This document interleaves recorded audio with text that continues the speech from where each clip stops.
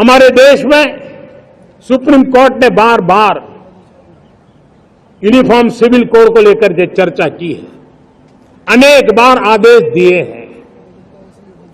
क्योंकि देश का एक बहुत बड़ा वर्ग मानता है और उसमें सच्चाई भी है कि जिस सिविल कोड को हम लेकर के जी रहे हैं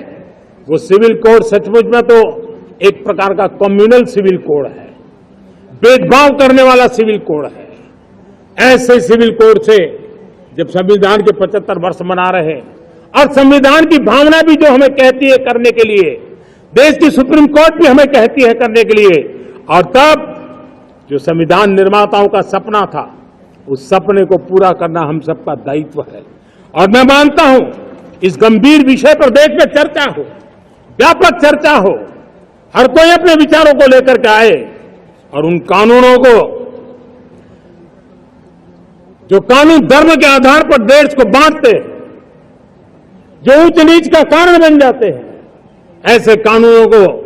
आधुनिक समाज में कोई स्थान नहीं हो सकता है। और इसलिए मैं तो कहूंगा अब समय की मांग है कि देश में एक सेक्युलर सिविल कोड हो। हमने कम्युनल सिविल कोड में 75 साल बिताए हैं, अब हमें सेक्युलर सिविल कोड की तरफ जाना होगा और तब जाकर के देश में धर्म के आधार पर जो भेदभाव हो रहे हैं, सामान्य नागरिक को जो दूरी महसूस होती है उससे हमें मुक्ति मिलेगी। मेरे प्यारे देशवासियों,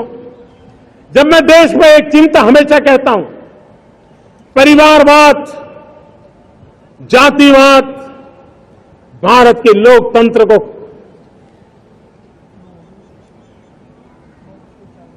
बहुत नुकसान कर रहा है। देश को, लोक राजनीति को हमें परिवारवाद और जातिवाद